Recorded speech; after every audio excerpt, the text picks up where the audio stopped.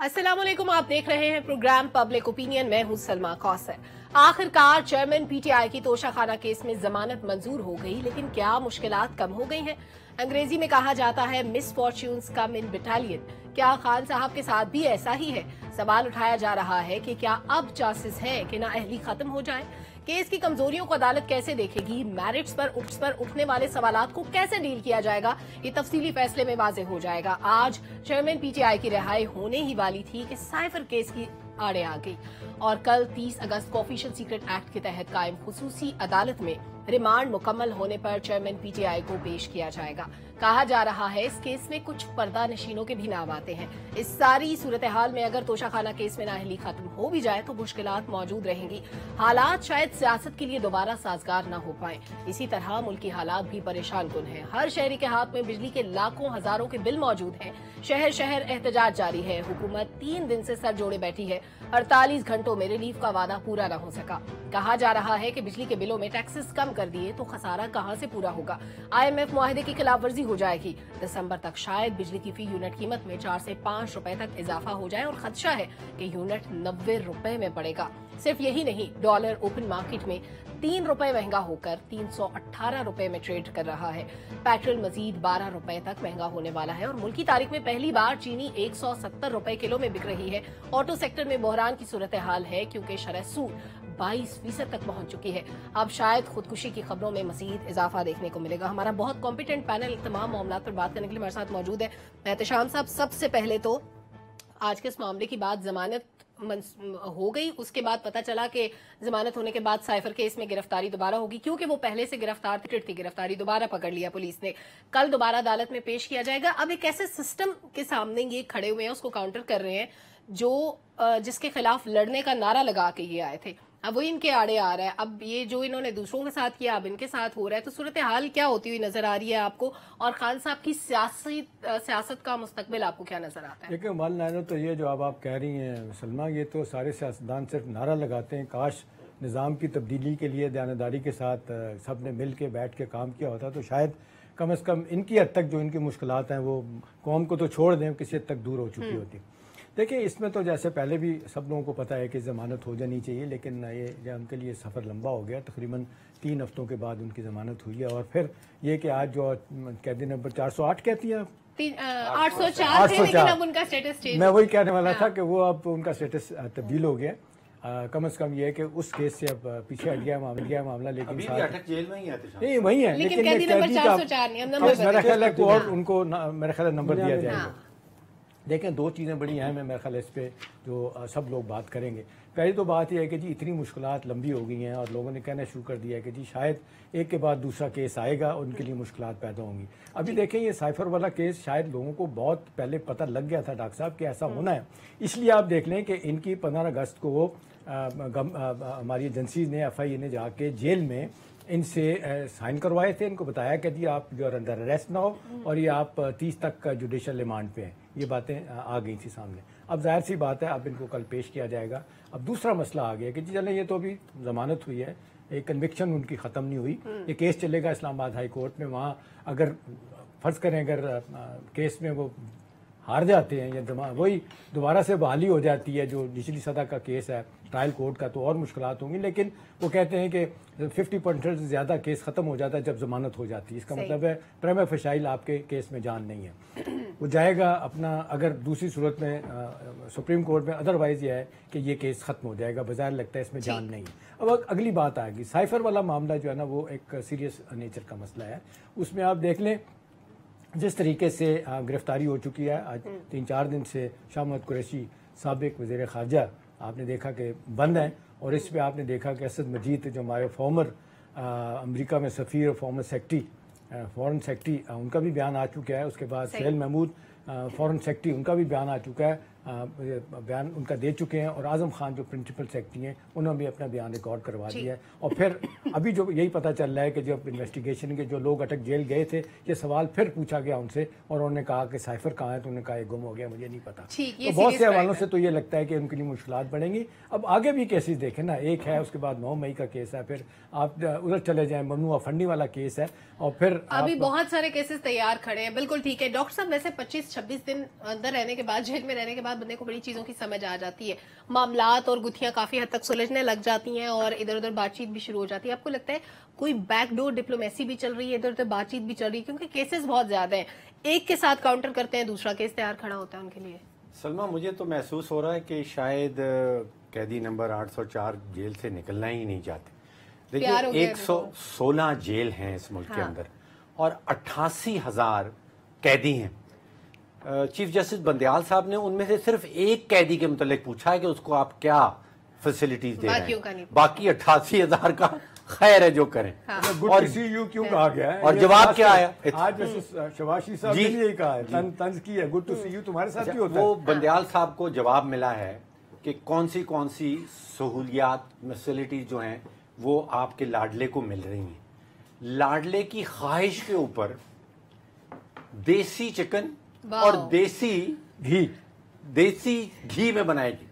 आप सोचिए कि लाडले को उसकी ख्वाहिश के मुताबिक ये चीजें मिल रही हैं, जबकि बाकी जो 88,000 प्रिजनर्स हैं, ये हमें दर्स दिया करते थे कि कानून सबके लिए एक होना चाहिए। उन्होंने कहा था कि मैं अपने खर्चे पे करूंगा, तो ये अपना पैसा दे के करवा रहे हैं। मुझे नहीं पता कि असूल क्या है, अपना खर्चा भी हो, लेकिन बाकी प्रिजनर्स अगर देने के लिए तैयार हो तो उनके साथ ये हो जाएगा मामला, नहीं होगा। तो सवाल ये बनता है कि ये लाडले जो हैं ये जेल में गए हैं या ससुराल गए हैं जहां पे आप अपनी ख्वाहिशात का इजहार कर रहे हैं।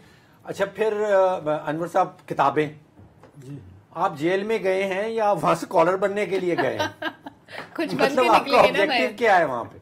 हमारे वक्त नहीं, पढ़ना लिखना चाहिए, शायद पढ़ लिख लें, अकल आ जाए बाद में। जब बाहर थे उस वक्त पढ़ लेते। कहते हैं जिंदगी में कोई किताब खत्म नहीं की है, तो ये वहां जाके आपने नवाज़ी साहब ने कोई पढ़ी नहीं, इन्होंने कोई खत्म नहीं की। फिर जैसे सलमा ने कहा कि अभी तो पार्टी शुरू हुई। ठीक है। अच्छा अनवर साहब, जैसे अभी डॉक्टर साहब ने कहा कि वो शायद निकलने ही नहीं चाहते बाहर, अब इतने अच्छे मुर्गन खाने, देसी घी में बनी हुई देसी मुर्गियां किसी को मिले तो कौन बाहर जाना चाहेगा?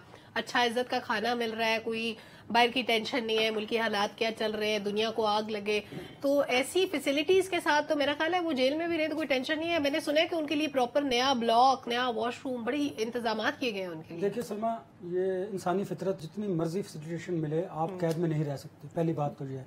तो इमरान खान अपने शौक से कैद में नहीं है और वो कोशिश कर रहे हैं कि वो बाहर जाएं। और एक बात अब अपने ज़हन नशीन कर लीजिएगा कि ये बिल्कुल 5 साल, ये जो 5 साल आइंदा आने वाले हैं, इसमें तो इंतखाबी सियासत में वो कहीं भी नहीं है। ठीक है, अब वो कोई बार्गेनिंग करके मुल्क से बाहर जाएं या मुल्क के अंदर रहें या केसेस का फैसला करें, ये उन्होंने डिसाइड करना है कि उन्होंने अपने आप को किस तरह जिंदा रखना है इंतखाबी सियासत में। तो मुल्क से बाहर रह के रखना है, मुल्क के अंदर बिल्कुल खामोश जुबानबंदी के साथ रहना है, या फिर किस तरीके से रहना है, या फिर आपने इसी तरह के केसेस जो है उनको फेस करने हैं। अब सजा की मुअत्तली पे आते हैं। ये सजा जो है सस्पेंड हुई है, अभी केस चलेगा, खत्म नहीं हुआ ना। हाँ जी, नाअहली वाला जो मामला है वो अभी अपनी जगह पर मौजूद है। ठीक, इसके बाद बहुत सारे केसेस हैं। सबसे बड़ा जो इम्पोर्टेंट केस है वो साइफर वाला है, वो इसके बाद चला गया, जिसमें उन्होंने अरेस्ट भी कर लिया। इसके बाद और बहुत सारे केस हैं। एक बहुत इंपॉर्टेंट केस है जिस पे एस्टेब्लिशमेंट ने यह तय कर लिया है कि वो जिस तरह तालिबान से बात नहीं करेंगे, इस तरह जिन्ना हाउस पर जो इन्वॉल्व थे, जिन्होंने अटैक किया था फौजी तंसीबात पर, उनसे बात नहीं, उनको कोई रिलीफ नहीं दिया जाएगा। इसकी बहुत ज्यादा मिसालें मौजूद हैं। तो आप इन केसेस के अलावा उसको भी जरा मद्देनजर रखिए, जना हाउस पे और कोर कमांडर हाउस पे जिस तरह हमला हुआ, फौजी तंसीबात को जिस तरह अटैक किया गया। अब उन्होंने देखिए, याद रखिएगा 9 मई का जो वाकया था ये कोई मामूली वाकया नहीं। अगर ये सक्सेसफुल हो जाता तो समझिए कि इनकलाब था, और अगर ये अपना सक्सेसफुल नहीं हुआ तो ये बगावत थी। और इंटरनली इसकी अभी भी इस्टेब्लिशमेंट इस पर बिल्कुल ऑपरेशन किए हुए है। जो लोग वो इंटरनल या एक्सटर्नल इसमें इन्वॉल्व थे, अब भी उनके खिलाफ कार्रवाइयां हो रही है और उनसे पूछताछ हो रही है, और सजा और जजा वाला जो कॉन्सेप्ट है वो अब भी वहां पर लिया जा रहा है। लिहाजा इस केस को आप जरा मामूली ना समझिएगा। विद इन आर्मी भी। वैसे ये इनकलाब वाली बात से अनवर साहब मुझे इख्तलाफ है कि इनकलाब इस तरह नहीं आया करते कि आप जत्थों की सूरत में चढ़ाई कर दे किसी भी इदारे को, आप अपने निशाने पे रख लें और आपको पता है ख्वाहिश तो होती है ना। मुमकिन है कि आप इस तरह करके अपना जो समझते थे कि देखिए, आपको वो बयान याद है कल जो दिया था खटक साहब ने कि जो खान साहब है वो चाहते हैं कि वो मुल्क के बादशाह हों, लेकिन यही खटक साहब थे जो उनको सपोर्ट किया करते थे। हमारे यहाँ ये बड़ा, हमारे यहाँ ये बड़ी अजीब बात है कि जब आप सियासत में होते हैं, तमाम बेनिफिट्स हासिल करते हैं पॉलिटिकल पार्टीज के साथ, तब सब अच्छा होता है। जब आप उधर से हटते हैं तो फिर आपको उसकी बुराइयां नजर आती हैं। यही इखलाकी वो है हमारे इनहतात है कि जिसकी वजह से हम आगे नहीं बढ़ पाते और ना ही पॉलिटिकल पार्टीज आगे बढ़ना चाहती हैं, क्योंकि उनमें भी जमहूरियत नाम की कोई चीज नहीं है। ठीक है जुल्फिकार साहब, वैसे पीटीआई के अपने लोग ये मानते हैं कि उन्होंने खुद अपने केस को खराब किया। हमने देखा वकला हर स्टेज पे, हर फोरम पे हमें उलझते हुए नजर आए, बड़ा अग्रेसिव रवैया जैसे खान साहब का होता था वैसे ही उनके वकला की टीम का, वैसे ही उनके पार्टी कारकुनों का। क्या ये तरीका कार दुरुस्त है? और फिर जस्टिस आमिर फारूक के खिलाफ जो गलीज मुहिम चलाई गई, जो जबान इस्तेमाल की गई, जो ट्रेंड्स चलाए गए सोशल मीडिया पे, केस पे असरअंदाज होने का दूसरा हथकंडा, कल भी हम बात कर रहे थे कि पहले जत्थों की सूरत में हमलावर होते थे लोग, अब ये 5th जनरेशन वॉर में क्या होता है कि सोशल मीडिया के थ्रू हमलावर हो जाते हैं। तो ये रवैये क्या पीटीआई की आइंदा की सियासत को बचा सकते हैं? सलमा, जिस मुआशरे के अंदर आपको 15 साल लग जाएं और परवेज खटक साहब को 15 साल के बाद पता चले कि पीटीआई का कोई नजरिया नहीं है और जहां पे पीटीआई को 14-15 साल के बाद ये पता चले कि खटक साहब बहुत ज्यादा करप्ट है, वहां पे कुछ भी हो सकता है। यानी 15-15 साल लगे दोनों को, उनको पीटीआई समझने में और पीटीआई को ये समझने के परवेज खटक साहब बहुत करप्ट है। ठीक, बाकी रहेगी बात कि आज का जो फैसला है, देखें आज के फैसले ने बहरहाल चेयरमैन पीटीआई का स्टेटस तो तब्दील किया है। वो कैदी थे, कैदी से हवालाती बन गए। कैदी नंबर 804 वाला मामला भी खत्म हो गया। जिन लोगों ने बड़ी तादाद में शर्टें बनवाई हुई थी, पता नहीं उनकी जाया अब हो जाएंगी, क्या होगा। जो हवालाती होता है उसका स्टेटस ये होता है कि उस पर कोई नंबर शंबर नहीं लगता। वो बेसिकली एक मुल्जम और मुजरम में ये फर्क होता है कि मुजरम जब बनता है वो कैदी बन जाता है और मुल्जम जब होता है वो हवालाती होता है। और दूसरी सजा चूंकि मुअत्तल हुई है तो इसमें एक बेनिफिट उनको बहरहाल ये भी पहुंचता है कि जो चेयरमैन पीटीआई के तौर पे उनको हटाया गया था वो वापस उस पोजीशन पे आ सकते हैं कानूनी तौर पे।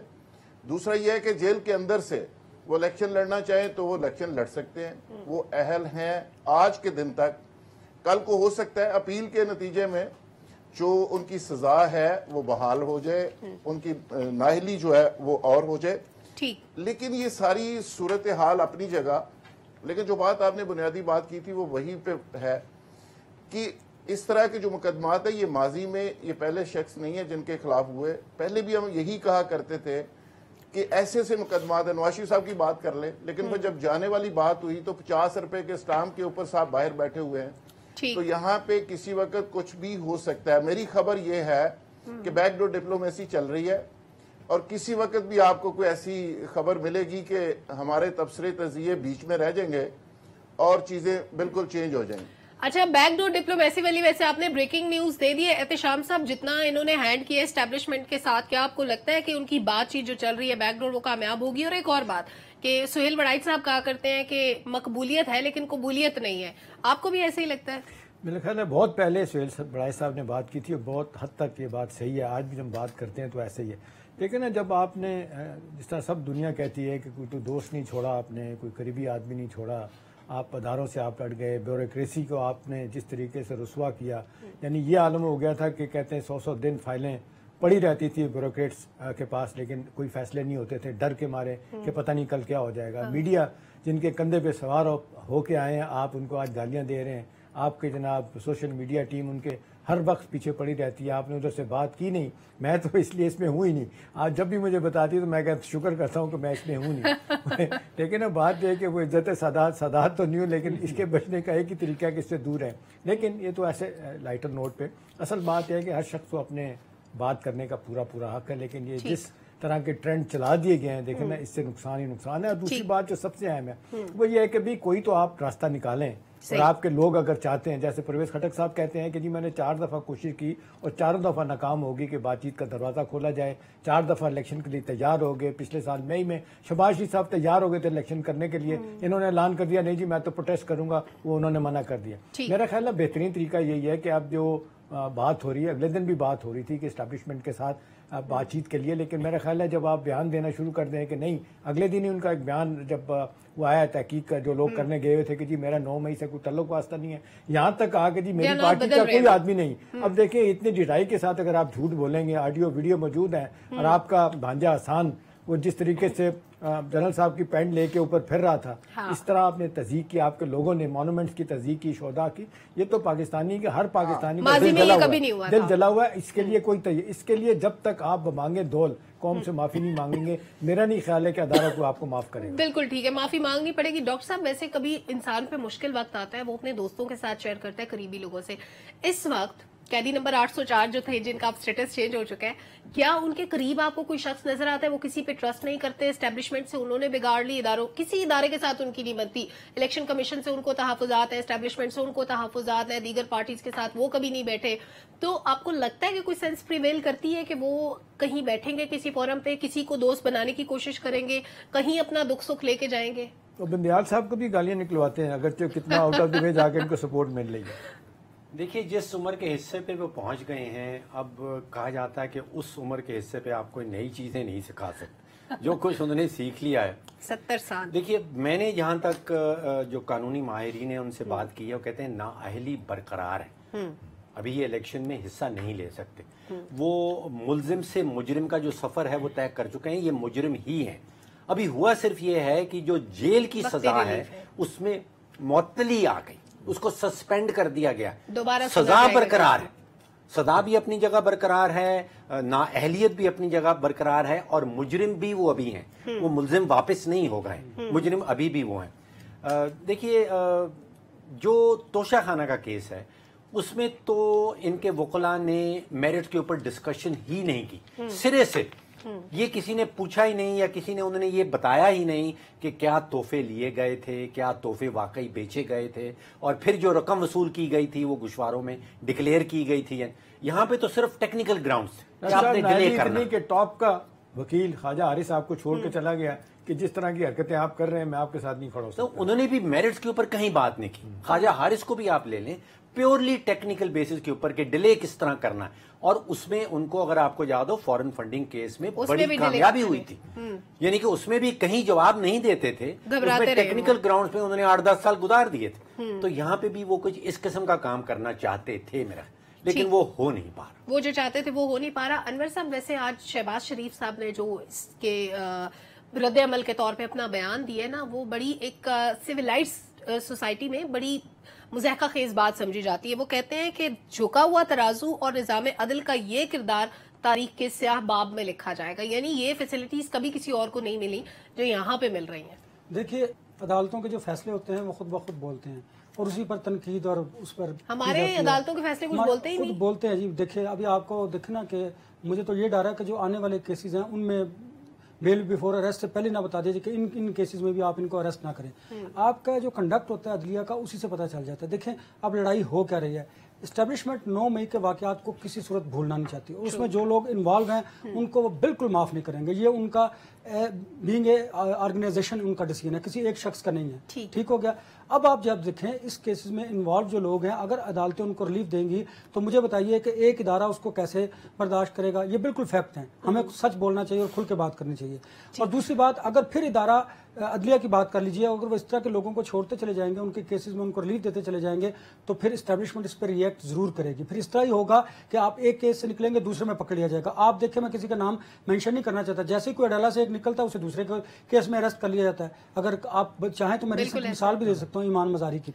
लेकिन अब देखना यह है कि आपको याद है, हम हमेशा कहा करते हैं कि जब तक अदलिया का जो रवैया है उसकी बुनियाद पर इलेक्शन होंगे, अगर वो यही रवैया रहा, इसी तरह करते रहे, तो फिर इलेक्शंस होना भी मुश्किल नजर आते हैं। लेकिन अब आने वाले जो चीफ जस्टिस है उनका रवैया देखेंगे कि वो कैसे है। अगर वो भी रूल ऑफ लॉ की बात करेंगे तो फिर तो एक्सेप्ट किया जा सकता है इन सारी चीज़ों को। अदरवाइज आपको इन सारी चीज़ों को इलेक्शंस के साथ अल्टीमेटली जुड़ी हुई हैं। तो हमें अब अपने इदारों को, सब तमाम इदारों को आइन के दिए हुए रोल के मुताबिक अपनी अपनी डोमेन में रहना होगा, वरना ये खराबियां पैदा होती रहेंगी। कभी पार्लियामेंट अदलिया के सामने आएगी, कभी अदलिया एस्टेब्लिशमेंट के सामने आएगी। अगर यही खेल रहा, इसका नुकसान क्या होगा? माशी तौर पर वैसे ही आप तबाह हाल हो चुके हैं, और जो सियासत रह चुकी है रही सही, उसकी कसर वैसे ही ये सियासतदान निकाल कोई इदारा या शख्स अपनी हद से तजावुज ना करे। जुल्फकार साहब, वकला की बड़ी स्ट्रॉन्ग टीम है इस वक्त खान साहब के पास, वो चाहें तो बड़े अच्छे तरीके से प्रोसीड कर सकते हैं, लेकिन अभी जैसे डॉक्टर साहब ने कहा कि डिलेइंग टैक्टिक्स इनका एक तरीका है, वारदात रहा है शुरू से, हर केस में वो यही करते रहे कि इनको अपेयर ना होना पड़े, अपनी सफाई ना देनी पड़े, अपने आप को क्लियर ना करना पड़े चीजों में।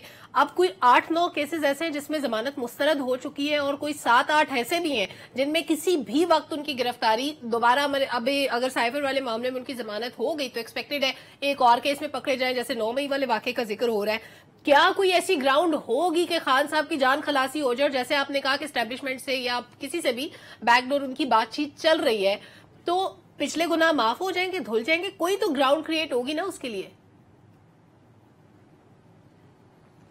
देखिए, यहाँ पे दलाइल की बुनियाद के ऊपर, वकला की बुनियाद के ऊपर कि वकला कितने उनके साथ हैं, उनके पास पैसे कितने हैं, वो केस कितने जोर से लड़ रहे हैं, पैसा का कोई इशू नहीं है, ऊपर तो उनकी जान नहीं छूटेगी। ये तो तसल्ली रखें कि अगर समझें कि वो इतनी अदालतों में रोज पेश हुए हैं, उनके वकीलों ने बड़ी मेहनत की है, इसकी बेस पे जान नहीं छूटेगी। एक लफ्ज होता था एनआरओ, जिससे उनको बड़ी चिढ़ होती थी कि मैं किसी को एनआरओ नहीं दूंगा। आप वही चाहते हैं। मेरा ख्याल है कि इस दफा काम उल्ट हो जाएगा, वो एनआरओ के बगैर उनकी जान नहीं छूटेगी। ये 200 जो मुकदमे है ना, ये एनआरओ के बगैर इससे जान नहीं छूट सकती। अच्छा, दूसरी बात रहेगी, डॉक्टर साहब ने अभी बात की है, देखिए जो सजा उनको हुई थी वो सजा हो गई है सस्पेंड। जब सजा सस्पेंड हो गई है तो उसकी अपील के अंदर सिर्फ इलेक्शन कमीशन या गवर्नमेंट सुप्रीम कोर्ट जा सकती है हाई कोर्ट के खिलाफ। अगर वहां पे दोबारा बहाल हो जाती है तो वो दोबारा नाअहल भी हो जाएंगे, सजा भी हो जाएगी। सरे दस जब सस्पेंड का लफ्ज आ गया तो इसका मतलब है कि जो सजा उनको हुई थी वो सस्पेंड हो गई है। वो स्टेटस उनका, ये मेरी भी काफी वकला से बात हुई है इस इशू के ऊपर। लेकिन देखें, जिस तरह कहते हैं ना कि लीडर जेल में जाके बनता है, लीडर बनता है, लेकिन हमारे यहाँ बदकिस्मती है कि सारे ऑलमोस्ट लीडर्स जो टॉप लीडर्स है सारे जेल में रहे। इनको तो इतना एहसास नहीं हुआ कि जेलों की हालत ही बेहतर कर लें, वहां पे कोई वॉशरूम ही ठीक कर लें, वहां के हालात ही ठीक कर लें। जो भी शख्स जाता है वो वहां पे जाके बड़ी तकलीफ होती है कि ये हालत है, लेकिन जब बाहर आते हैं भूल जाते हैं। ठीक, इसलिए इनसे उम्मीद ये ना रखें कि वो कोई इस तरह के मसाइल से सीख जाएंगे। ये बाहर आएंगे तो फिर अल्लाह के फजल से उसी तरह के काम करेंगे। ठीक है, एट दी एंड यही नतीजा निकलता है कि बरियत हुई है, बरियत नहीं हुई। अभी मामलात आगे बढ़ेंगे, लेट्स सी क्या होता है। एक ब्रेक लेते हैं, ब्रेक से वापस आके दीगर मामलात पे बात करते हैं। हमारे साथ रहिए।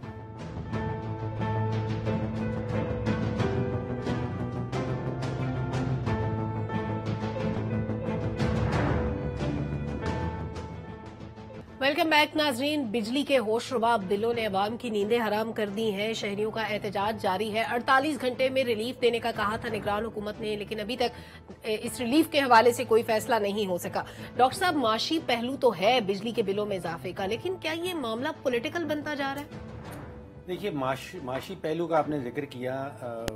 हर महीने जो 10 हमारी डिस्ट्रीब्यूशन कंपनीज हैं वो 2 करोड़ बिल भेजती हैं, जिसका मतलब है कि उसमें घरेलू सार्फिन भी हैं, उसमें कमर्शियल भी हैं, उसमें सनती भी हैं। तो लगभग 15 करोड़ पाकिस्तानी इस वक्त नाराज हैं, गुस्से में हैं। तो प्लेटफॉर्म बहुत बड़ा है। अब आप जा रहे हैं सियासत की तरफ। जब इतना बड़ा प्लेटफॉर्म है, इतनी बड़ी आबादी जो है, जो नाराज है, जो गुस्से में है, उनकी गुस्से की शिद्दत क्या होती है ये डिटरमिन करेगा कि वो कोई कैंपेन बनती है, कोई मूवमेंट बनती है, कोई सिविल नाफरमानी की मूवमेंट बनती है। निकल के आ रहे हैं लीडरलेस, कोई पीछे सियासी जमात ये एहतशाम साहब जो आपने पॉइंट उठाया कि अगर लीडर भी नहीं है उनका तो फिर ये बड़ी खतरनाक मूवमेंट बन जाती।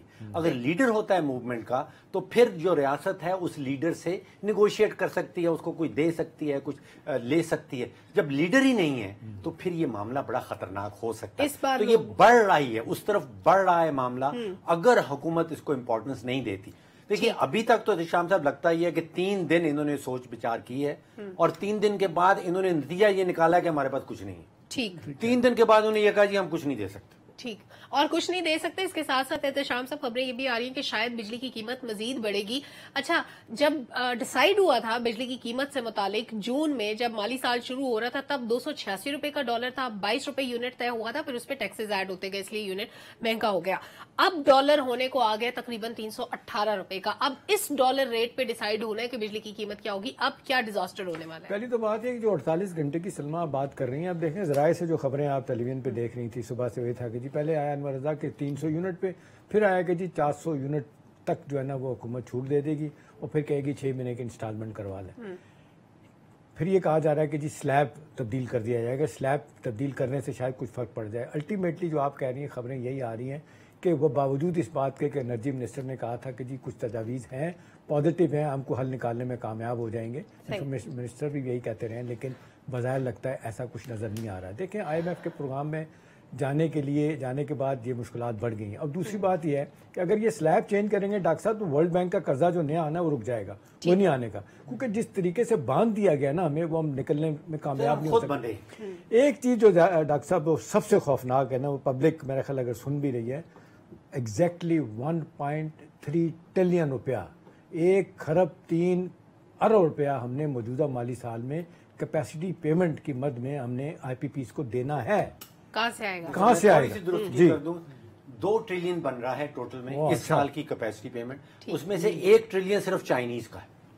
देख लें, फिर देखें, वो मेरा ख्याल है ये देंगे, मेरा ख्याल है किस्तों में कैसे देंगे, बहरहाल ये पैसा कहाँ से आएगा। तो इन हालात में जब कुशन है नहीं है, फॉल बैक करने के लिए कुछ नहीं है, आप कहाँ से लेके आए? आउट ऑफ द बॉक्स लोग बातें कर रहे हैं बड़ी। फिर पहली तो बात ये थी कि एक स्ट्रॉन्ग सिग्नल मैसेज जाता, ऊपर से एक्सपेंडिचर कट होता, मरात जाता, तबका जो है ना वो पीछे हटता, ये बाबडा के जो मुफ्त में जो खाते चल रहे हैं ये कम होते, तो ये जो एहतजाज है उधर जिनको अब शायद इतना, कोई कह रहा है जी 84 करोड़ है, कोई कहता है जी 5 अरब रुपये का फिगर है ये जो मुफ्त में दी जा रही है, लेकिन जैसे कल बात की थी वो $17 बिलियन वर्ल्ड UN कहता है कि जी वो अशराफिया जो है ना वो हर साल खा जाता है। तो मेरा ख्याल है लोगों को तसल्ली देने के लिए सलमा जरूरी है कि आप अपनी मराद कम करें और कम से कम हुकूमत ऐलान करे कि जज बाकी जितने तबके हैं इनको फ्री बिजली नहीं दी जाएगी, शायद लोगों का गुस्सा कम हो जाए। अदरवाइज ये अगर ये सिविल नाफरमानी की तरफ सलमा जाता है मामला तो फिर हालात बहुत खराब होंगे। ठीक है अनवर साहब, चोरी, लाइन लॉसेस, उसके ऊपर ये मुफ्ते वाली बिजली, अब कहा जा रहा है कि 5 रुपए तकरीबन और बढ़ जाएंगे दिसंबर तक, रोके बहुत ही डिजास्टर्स होगा। अच्छा, ये भी एक्सपेक्टेड है कि इससे ज्यादा बढ़े बिजली की कीमत। अब माजी में 90 से लेके 2018 के दरमियान हमारे पास ऑप्शन था कि हम हाइडल पावर पे जा सकते थे, विंड पावर के अच्छे प्लांट्स लगा सकते थे, सोलर एनर्जी पे जा सकते थे। हमने सारा जोर रखा ईंधन से बिजली बनाने पे सिर्फ सियासी फायदे के लिए। उसका नुकसान आज सेंटर मुश्ताक जमात इस्लामी के हैं, वो बड़े तेज आदमी है, बड़े फैक्ट एंड फिगर के साथ बात करते हैं। वो कहते हैं कि अब अगला जो बिल आना ना वो 90 रुपए पर यूनिट पे। बिल्कुल ऐसा है। अच्छा देखिए, ये बड़ी इंपॉर्टेंट बात है कि जब हमारे पास तो हमने जो अल्टरनेट एनर्जी के ज़राया उनको इस्तेमाल नहीं किया, जिसकी वजह से हमें ये महंगी बिजली पड़ रही है। एक बात, दूसरी बात, ये बात बिल्कुल दुरुस्त है कि जो बिजली कम से कम आप जिनको फ्री दे रहे हैं वो बंद कर दीजिए, तो इससे आवाम का गुस्सा कम होगा। और जो हम तहरीक की बात करें, वो सिविल नाफरमानी हो, आवाम निकले सड़कों पर आए, वो मेरा ख्याल है किसी न किसी हद तक वो गुस्सा कम होगा। और तीसरी बात बड़ी इंपॉर्टेंट है कि आप बिजली को ज़रूर कोई ना कोई उन पर टैक्सेस ज़रूर कम कीजिए। भले आपको IMF की तरफ जाना पड़े तो आप जाइए, बात कीजिए, बताइए कि ये सूरत हाल है। देखिए, अगर आप इस तरह नहीं करेंगे तो आपके मुल्क में अनारकी बढ़ेगी। और जब कोई तहरीक चलती है, वो सिविल नाफरमानी की हो या पब्लिकली, जब सिविल जो लोग बाहर निकलते हैं, पब्लिक निकलती है बाहर, सिविल सोसाइटी निकलती है, जो कि हम सब हैं, तो फिर बड़ी मुश्किल होती है, फिर उसकी डायरेक्शन नहीं होती, फिर आप किसी एक से नहीं पूरी पब्लिक से आपको बारगेनिंग करनी पड़ेगी। तो इससे बेहतर है कि इन हालात से बचने के लिए आपको स्टेप फौरी तौर पर कोई ऐसे मेजर्स लेने पड़ेंगे कि जिससे आवाम को रिलीफ मिल सके। और अगर आपने फिर बिजली महंगी की, उससे ना सिर्फ आवाम सड़कों पर निकलेंगे, सिविल नाफरमानी की तहरीक की तरफ बढ़ेंगे, बल्कि आपके मुल्क में क्राइम और ज़्यादा बढ़ जाएंगे। और उसकी जिम्मेदारी किस पर होगी? तमाम जो पिछली हुकूमतें उन पर, इस हुकूमत पर भी कुछ ना कुछ ज़रूर होगी, लेकिन इसको आप उस तरह मुर्ज़ इल्ज़ाम नहीं ठहराएंगे जिस तरह पोलिटिकल पार्टीज़ हैं जो 5 बरस तक हुकूमत करती हैं। देखिए, इस मुल्क में तमाम ने हुकूमत की सियासी स्कोर सेटल किए। आप माजी की हुकूमत की बात कर लीजिए, 4.25 बरस में अरबों रुपये निकालूंगा, चोरों को पकड़ूंगा, डाकुओं को जेल में फेंकूंगा, हुआ कुछ नहीं। एंड ऑफ द डे आपने देखा कि सारा तलपट हुआ, उनकी गवर्नमेंट नहीं आ गई। उन्होंने काम किए थे, उनको सुधारते सुधारते उनके 1.5 बरस भी पूरे हो गए। जब उनके पूरे हो गए तो अब आ गई ये निगरान हुकूमत। इसको आप कैसे, जो आई है निगरान ही है, जो उस पर आप क्या उनको इल्जाम देंगे? 1.5 बरस के याशी के बाद ना वो भी एहतजाज में शामिल अच्छा, हो मैं गई। यही बात जुल्फकार साहब से पूछना चाह रही हूँ। ठीक है जुल्फकार साहब, ये सायरा बानो बड़ी मजेदार बात कहती है। वो कहती है कि ये देख तो पिछली हुकूमत पका के गई थी, निगरान हुकूमत ने तो सिर्फ देख का ढक्कन उठाया और सारा इल्जाम निगरान हुकूमत पे आ गए। अब अगर एहतजाज भी हो रहे हैं, मामला सिविल नाफरमानी की तरफ भी जा रहे हैं, बड़ी खतरनाक, बड़ी परेशान कुन बातें सुनने को मिल रही हैं। IMF के साथ बात करना अगर एक ऑप्शन है तो इस ऑप्शन को ट्राई क्यों नहीं कर लिया जाता? सायरा बानो की मेहरबानी कि उसने निगरान हुकूमत का मौक़िफ़ दे दिया या उनको डिफेंड किया। निगरान हुकूमत के पास तो कोई एक शख्स भी ऐसा नहीं कि जो उनका मौका भी डिफेंड कर सके, फ्रेंकली स्पीकिंग, क्योंकि माजी की कंटिन्यूटी चल रही है। निगरान हुकूमत का क्या नैरेटिव है कि इस इशू पे, वो भी पूरी तरह से सामने नहीं आ रहा। लोग तो ये समझते थे कि चूंकि इनको फाइनेंशियल फैसले करने का इख्तियार मिल गया, लेजिस्लेशन हो गई, अब ये बड़े बड़े फैसले करेंगे, तारीखी फैसले होंगे और सख्त फैसले होंगे वगैरह वगैरह। लेकिन अब सिचुएशन ये है कि लगता है कि जो बाबू हजरात हैं उन्होंने मौजूदा प्राइम मिनिस्टर को भी उसी तरह ही मिसगाइड करना शुरू किया हुआ है। वो समझते हैं कि शायद ये पॉसिबल नहीं है। और आज की ताज़ा तरीन खबर यह है कि उन्होंने घुमा फिरा के वो 400 तक यूनिट के ऊपर ले आए हैं कि इसकी सिर्फ हम किस्तें कर सकते हैं, और वो भी टैक्सेस वैक्सेस माफ करना तो बड़ी दूर की बात है। 400 यूनिट तक को हम रिलीफ दे सकते हैं और 6 महीने की किस्तें कर सकते हैं, लेकिन वो भी IMF से पूछने के बाद। तो लिहाजा फैसला ये हुआ है कि IMF से दरखास्त की जाएगी। बस अब ऐसा ही है कि आने वाले दिनों में पता नहीं किस किस मामले पे IMF के साथ इसी तरह ही हम दरखास्तें किया करेंगे, जिस तरह मामले पूरी तरह हमारी मैशत को, निज़ाम को, सियासत को, सिस्टम को जकड़ दिया गया है। एक बात बड़ी खौफनाक हुई कि अवाम जो है डायरेक्शनलेस, लीडरलेस भी है और डायरेक्शनलेस भी है। लेकिन इसके बावजूद मैं आपको तसल्ली से ये कह सकता हूं कि आप यकीन रखें, इस मुल्क में इनकलाब नहीं आने वाला।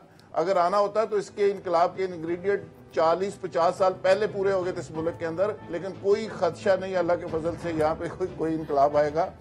बिल्कुल ठीक है, वो कौमें भी मुख्तलिफ हुआ करती है, वो लीडर भी मुख्तलिफ हुआ करते हैं, हुक्मरान भी बदलेंगे। बिल्कुल ठीक है, ब्रेक लेते हैं, ब्रेक से वापस जरा महंगाई और डॉलर की बात भी करते हैं। हमारे साथ रहिए।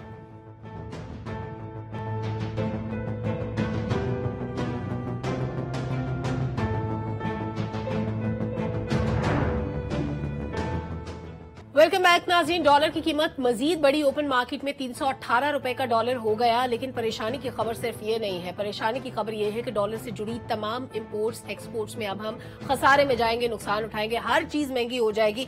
जुल्फकार साहब सारी चीजों की बात कर रहे थे, सुना है कि पेट्रोल भी 12 रुपए महंगा होने वाला है, बिजली की कीमत भी 2-3 रुपए कल परसों में बढ़ जाएगी। हालात किस तरफ जाते दिखाई देते हैं आपको? ऑटो इंडस्ट्री हमारी बिल्कुल बैठ चुकी है, बहरान का शिकार है। जी बिल्कुल, आपने सही कहा। पेट्रोलियम मसनूआत में भी इजाफा हो रहा है, बिजली में भी इजाफा हो रहा है, और आपकी कैबिनेट में भी इजाफा हो रहा है। यानी 1.5 दर्जन नाम और फाइनल हो गए हैं, आपको मुबारक हो। तो किसी वक्त आपको इतला आ सकती है कि आपकी कैबिनेट में भी इजाफा हो रहा है, चूंकि मुल्क के बहुत बेहतर चल रहा है। मुल्क के चूंकि बहुत ज्यादा माशी तौर पर हम बड़े जबरदस्त हालात हो गए हैं, तो लिहाजा वजीर तो ज्यादा होने चाहिए। सही। तो मैं समझता हूँ कि ओवरऑल पूरी दुनिया इस पे सोच रही है कि पाकिस्तान के अंदर ये किस तरह का कोई मामला ऐसा आ गया है कि यहाँ पे गवर्नेंस सिस्टम की समझ नहीं आ रही, यहाँ पे गुर्बत की समझ नहीं आ रही, यहाँ पे महंगाई की समझ नहीं आ रही। ये चैलेंज बहुत सारे लोगों ने माजी में भी लिया और अब भी ले रहे हैं। अब हालात इस नहज के ऊपर पहुंच गए हैं कि लोग खुदकुशियों पे चले गए हैं। सलमा, अब जिन लोगों ने ये टास्क लिया था कि मैशत को वो ठीक करेंगे, तो उनके लिए लम्हा फिक्रिया है कि किस तरह चीजों को ठीक किया जाएगा। लेकिन हालात मुझे बदलते नजर नहीं आते। बिल्कुल ठीक है, जो गवर्नमेंट करना चाह रही वो होते नजर नहीं। अनवर साहब, वक्त मुख्तसर है, आप इस पे कमेंट कीजिएगा कि खुदकुशी का उन्होंने जिक्र किया। हम डेली एक खुदकुशी की खबर देख रहे हैं जब से ये बिजली वाला मामला उठा, और पहले से महंगाई बहुत ज्यादा है, रुपया गैर मुस्तहकम होता जा रहा है। क्या उम्मीद की जा सकती है कि कभी रुपया अब वापस अपनी पोजीशन पे आएगा? देखिए सलमा, कौम को ना उम्मीद नहीं करना चाहिए। इतने बुरे हालात है, लेकिन कोशिशें की जा रही हैं, एस्टेब्लिशमेंट की तरफ से कोशिशें की जा रही है। मौजूदा हुकूमत भी जितने उनके पास इख्तियारात हैं, जो कुछ वो कर सकते हैं वो कर रहे हैं। देखिए, मसला यह है कि हमारे यहाँ सिर्फ ये कोई इस्टेब्लिशमेंट का आपका ये मेरा काम नहीं, जितनी पॉलिटिकल पार्टीज हैं उनको अब आना होगा, उनको प्रैक्टिकल करना होगा। इस तरह नहीं कि आप बंद कमरों में बैठ के मीटिंग्स कीजिए, इस मुल्क के लिए सोचना होगा। देखिए, ये जितने हमारे सियासतदान हैं जिनके एसेट्स बाहर पड़े हुए हैं, इनको मुल्क में लाने पड़ेंगे। दूसरी बड़ी इंपॉर्टेंट बात, जो ओवरसीज पाकिस्तानीज हैं उनको आपने एंगेज करना है पाकिस्तान के लिए, और जो बैरूनी सरमायाकार है उनको लेके आना। किसी एक चीज़ पर ना आप रहिए कि हमें कोई पैसा देगा उससे हमारी माशी सूरत बेहतर होगी। हमें बाकी जो फैक्टर्स हैं, बाकी जो सेक्टर्स हैं, उन पर गौर करना होगा और उनकी तरफ जाना होगा, तभी हालात बेहतरी की तरफ बिल्कुल जा ठीक है। सकेंगे। हमें पॉलिसीज की और रिफॉर्म्स की जरूरत है। डॉक्टर साहब, न सिर्फ डॉलर महंगा हुआ है बल्कि स्टॉक मार्केट में भी आज मंदी थी, हालात बदस्तूर परेशान कुन है, और डॉलर बढ़ने का मतलब ये कि हमारे कर्जे मल्टीप्लाई होते जा रहे हैं और आइंदा कर्जे वापस करने के लिए हमारे पास पैसे भी नहीं है। क्या करेंगे? देखिए, जो असल इम्पैक्ट है जब रुपया गिरता है, डॉलर बढ़ता है, तो आप सोचिए कि बिजली महंगी हो जाएगी, गैस महंगी होगी, चाय महंगी होगी, पेट्रोल डीजल महंगा होगा, गंदम महंगी, दालें महंगी, चीनी महंगी। चीनी हम 1 लाख टन इंपोर्ट करना चाह रहे हैं ब्राजील से। एक चीनी के ऊपर खूब मामला है। हर साल, हर 2-3 साल के बाद ये होता है कि शुगर मिल वाले हमें कहते हैं कि जी चीनी सरप्लस है, एक्सपोर्ट कर दें। हम एक्सपोर्ट कर देते हैं, उसके बाद 15 दिन 1 महीने के बाद पता चलता है चीनी की शॉर्टेज हो गई, और फिर वो सस्ती एक्सपोर्ट और महंगी इंपोर्ट। अच्छा, डॉलर के हवाले से सलमा जो खतरनाक बात मुझे लगती है, देखिए 2008 में 75 रुपए का डॉलर था और 11 साल लगे 2019 तक वो 150 का हो गया। फिर अगले सिर्फ 3 साल में वो 150 से 300 पे हो गया। तो पहले डबल होने में 11 साल लगते थे, अब डबल होने में 3 साल लग रहे हैं। तो खुदा है, ये 2026 तक कहां जा रहा है अगर ऑलरेडी ये 300 पे पहुंच चुका है। हमने अपनी करेंसी को बहुत डिवैल्यू कर लिया। हमें देखिए, करेंसी का डायरेक्ट ताल्लुक है, बड़ा गहरा ताल्लुक है माशी पॉलिसी से, इसका डायरेक्ट ताल्लुक है माशी क़यादत से, और इसका डायरेक्ट ताल्लुक है सियासी इस्तेहकाम से। बिल्कुल ठीक है। एहतशाम साहब, अभी हमने निगरान हुकूमत को माशी इख्तियारात भी दे दिए फैसलों के। अभी तक कोई, हिंदी में एक वर्ड होता है चमत्कार, हमें कोई चमत्कार, हमें कोई मैजिक नजर नहीं आ रहा। अभी तक हम इसी परेशानी में 48 घंटे का वक्त गुजर गया, हमें कोई रिलीफ नहीं देखिए, मिला। नौमीदी की बड़ी बात हो रही है सलमा। नौमीदी जो है ना वो पैदा होती है मायूसी से, और मायूसी जो है ना इसलिए पैदा होती है कि जब इंसाफ माशरे में ख़त्म हो जाए, माशी इंसाफ हो, किसी तरह का भी इंसाफ हो। बाकी ये मैं बात मानने के लिए तैयार नहीं जो लोग कहते हैं कि जी इनको समझ नहीं है। ये जितने हमारे कर्ता धरता हैं, सियासी अशराफियत देख लें, आप देख लें, पैसे वाले लोग देखते हैं, जितने मराज आता तबके हैं, इनको सबको पता है कि हल क्या है, इनको सबको पता है कि कैसे चीज़ें ठीक हो सकें, लेकिन पैटी पॉलिटिकल पर्सनल इंटरेस्ट से बाहर निकलने की तैयार नहीं। यहाँ तक नौबत आ गई। अब सवाल लोग कह रहे हैं कि जी व्हाट नेक्स्ट। देखिए ना, अब ये जिस तरीके से डॉलर की उड़ान बढ़ती चली जा रही है, मेरे लिए तो सबसे हैरत की बात अक्सर यह है कि IMF के प्रोग्राम में आने के बाद ये डॉलर की स्पीड रुकनी चाहिए थी। वो एक बड़ा स्ट्रॉन्ग सिग्नल जाना था। हर आदमी कहता था प्रोग्राम में आ जाए, आने के बावजूद नहीं है। एक तो है कि बाहर की दुनिया, अगर उनका कोई खुदा ना खास्ता एजेंडा है कि जी बाल्कनाइजेशन करानी है, कुछ और करना है, बात यह है कि हम कहाँ हम क्यों नहीं अपने सोच रहे कि हमने कहाँ फैसले करने। तो जाहिर है नए सिरे से अगर चीज़ें शुरू करनी है तो जो चीज़ें खराब हो रही हैं उनको फौरी तौर पर रोकने की जरूरत है। सारी सियासी जमातें, अदारे बैठेंगे और हल तलाश करेंगे तो बात बनेगी। अगर हर अदारा या इंडिविजुअली सियासी जमातें फायदा उठाने की कोशिश करेंगी तो माशरा हालात हमारे आगे से और बिल्कुल ठीक है। नए पाकिस्तान के लिए नहीं होनी चाहिए, पॉलिसियां भी नहीं होनी चाहिए, हुकूमत भी कुछ नई तर्ज की होनी चाहिए और फैसले भी कुछ नए तर्ज के होने चाहिए। उम्मीद है आपको पब्लिक ओपिनियन पसंद आया होगा। इजाजत दीजिए, अल्लाह हाफिज।